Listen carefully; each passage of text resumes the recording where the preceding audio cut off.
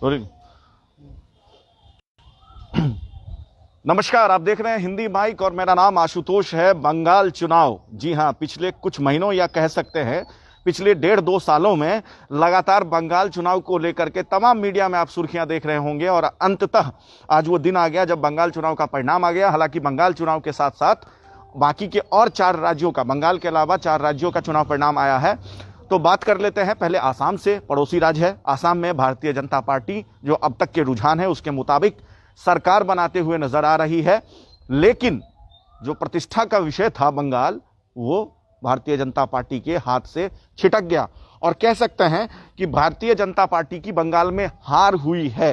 हालांकि हार शब्द का प्रयोग मैं इसलिए कर रहा हूं क्योंकि लोकसभा 2019 चुनाव के मद्देनजर अगर आप पूरे बंगाल चुनाव जो रुझान आ रहा है, फिलहाल ये शुरुआती रुझान है, अभी कुछ देरों की जो काउंटिंग है वो और होनी बाकी है, लेकिन जैसे जैसे रुझान जो है वो नतीजे में परिवर्तन हो रहा है, वैसे वैसे भारतीय जनता पार्टी का सीट जो है वो घटता जा रहा है। और जो खबर थी कि नंदीग्राम से शुभेंदु अधिकारी आगे लीड ले रहे हैं, अब खबर ये आ रही है, बड़ी खबर है इस वक्त की, कि ममता बनर्जी ने वहां पे मार्जिन बना लिया, बढ़त बना ली है। तो पहले नंदीग्राम की बात कर लें, क्योंकि नंदीग्राम जो है वो बहुत हॉट सीट माना जा रहा था। पूरा देश नहीं, दुनिया भर की जो मीडिया है उसकी नजर नंदीग्राम सीट पर थी। लेकिन नंदीग्राम से फिलहाल टीएमसी के लिए अच्छी खबर और भारतीय जनता पार्टी के लिए बुरी खबर यह है कि नंदीग्राम से ममता बनर्जी ने लीड ले लिया। अब समीकरण समझना होगा आपको नंदीग्राम का। नंदीग्राम का एक ऐसा हिस्सा है जहां पर शुभेंदु अधिकारी और उनके परिवार का दबदबा है, वहीं दूसरा हिस्सा ऐसा है जहां पर मुस्लिम समाज के बहुत ज्यादा वोटर हैं।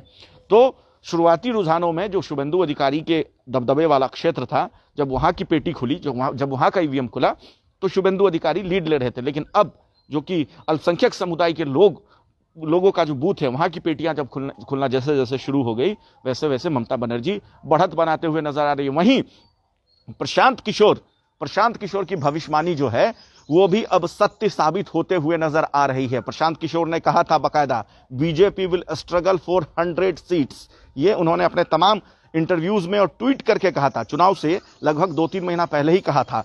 तो लगातार भारतीय जनता पार्टी के नेताओं के निशाने पर थे प्रशांत किशोर। और अमित शाह जो कि भारतीय जनता पार्टी के चाणक्य माने जाते हैं, कई चुनाव उन्होंने भाजपा को जिताया है।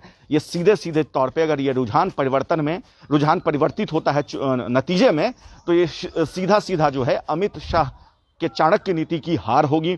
भारतीय जनता पार्टी ने अपना पूरा अमला, एक तरीके से पूरी की पूरी कैबिनेट बंगाल में चली गई थी। तमाम राजनेता, तमाम छोटे से लेके कार्यकर्ता से लेकर के देश के प्रधानमंत्री तक, प्रधानमंत्री मोदी तक जो है वो बंगाल चुनाव में गए थे। योगी आदित्यनाथ ने ताबड़तोड़ कई रोड शोज और रैलियां की और नतीजा क्या है वो आपके सामने स्पष्ट हो रहा है। कुछ दिन में जो रुझान है वो चुनाव नतीजे में परिवर्तन हो जाएगा, लेकिन रुझानों में भारतीय जनता पार्टी जो है वो पिछड़ती हुई नजर आ रही है। और ये नुकसान है भारतीय जनता पार्टी का, क्योंकि लोकसभा 2019 की बात अगर करें तो उसके अनुसार भारतीय जनता पार्टी को लगभग 120-122 सीटें जीतनी चाहिए थी, लेकिन बीजेपी जो है वो अब 80-85 के आंकड़े तक पहुंची है।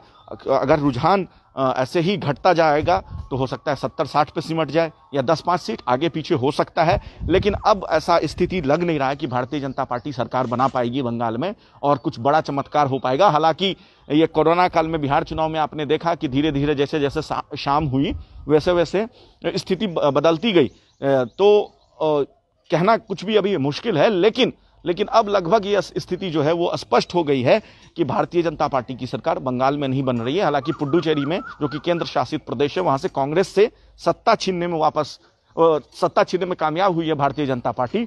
तो और बंगाल में भी अगर देखेंगे तो यही रुझान जो है वही कह रहा है कि जो कांग्रेस का वोट बैंक था वो भारतीय जनता पार्टी की तरफ शिफ्ट हुआ है।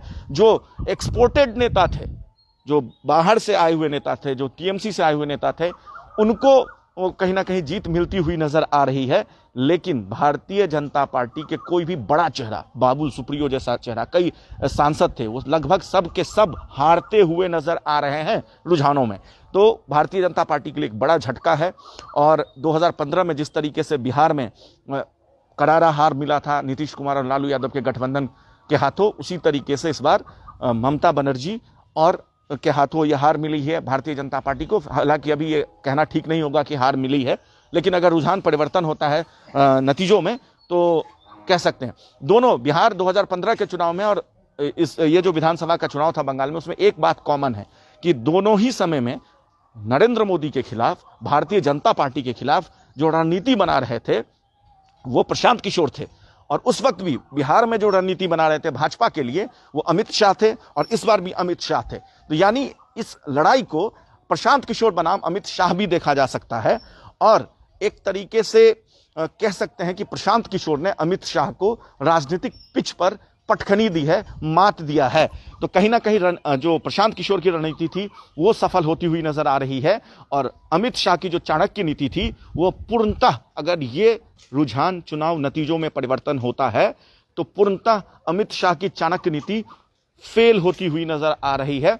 बंगाल के लिए यह दुखद खबर है भारतीय जनता पार्टी के लिए, लेकिन वहीं आसाम के लिए, आसाम में एक बार फिर भारतीय जनता पार्टी सरकार बनाने की ओर अग्रसर है। और कुल मिला के जो एग्जिट पोल आपको दिखाया था तमाम मीडिया चैनल ने, वो एग्जिट पोल भी कहीं ना कहीं फेल हो गई है, क्योंकि एग्जिट पोल में बहुत बैलेंस रखा गया था, 10-20 सीटों का मार्जिन रखा गया था, लेकिन क्लियर मेजॉरिटी मिल रही है टीएमसी को रुझानों में। तो अगर रुझान, एक बार फिर मैं बोल रहा हूं कि परिवर्तित होता है नतीजों में, तो भारतीय जनता पार्टी के लिए एक तगड़ा झटका है, और आसाम का जो जीत का जश्न है वो कहीं ना कहीं फेल होता हुआ नजर आ रहा है बंगाल चुनाव के हार के सामने। क्योंकि बहुत उम्मीद थी, प्रधानमंत्री ने जिस तरीके से, जिस अंदाज में ममता बनर्जी पे ओ दीदी दीदी ओ दीदी करके हमला किया था, आपने देखा था, लगातार मीडिया की सुर्खियों में था। ममता बनर्जी को चोट लगी और फिर भी वो अकेले चुनाव प्रचार करती रही। वहीं भारतीय जनता पार्टी की तरफ से तमाम दिग्गज नेता गए, डोर टू डोर कैंपेन किया गया, लेकिन कुछ हाथ खास लगा नहीं भारतीय जनता पार्टी को बंगाल में। वहीं केरल और तमिलनाडु की बात करें तो वहां से भी बीजेपी के लिए कुछ सुखद खबर नहीं है। कांग्रेस की बात कर लेते हैं।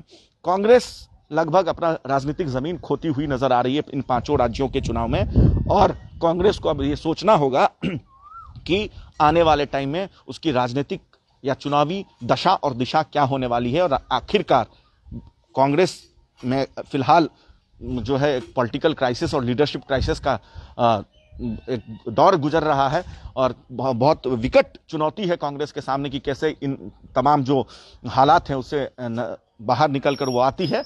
फिलहाल यही है कि भारतीय जनता पार्टी को जहां कांग्रेस से फाइट होती है वहां तो वो जीत हासिल करने में आगे होती है, पीछे नहीं रहती है, जीत मिल जाती है उसको, चाहे वो आसाम की बात कर ले, पुडुचेरी की बात कर ले।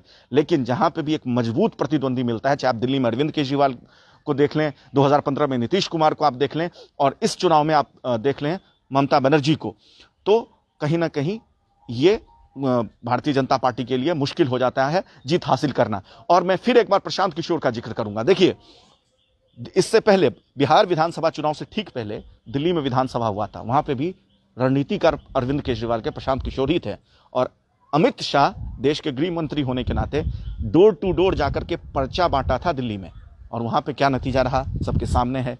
उसके बाद बंगाल में क्या नतीजा रहा उस सबके सामने है। तो कह सकते हैं कि ये दीदी बनाम दादा की तो लड़ाई थी, जिसमें दीदी फिलहाल बढ़त बनाते हुए नजर आ रही है। प्रशांत किशोर बनाम प्रशांत किशोर की जो अपनी पॉलिटिकल रणनीति है उसकी लड़ाई, और अमित शाह की चाणक्य नीति की लड़ाई है, जहां पे अमित शाह बहुत बड़े मार्जिन से पिछड़ते हुए नजर आ रहे हैं।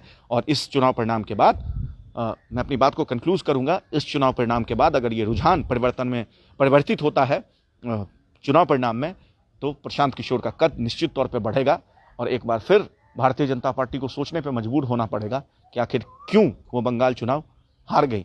फिलहाल अब तक की जो खबर है वो 80 सीटों पर भारतीय जनता पार्टी लीड कर रही है, 200 से ऊपर की सीटों पर टीएमसी लीड कर रही है। यानी टीएमसी ने कुछ खास खोया नहीं है। शुभेंदु अधिकारी के जाने से जो एक कयास लगाया जा रहा था कि बहुत बड़ा नुकसान होगा, वो ऐसा कुछ हुआ नहीं है, ऐसा कुछ होते हुए नजर आ नहीं रहा है।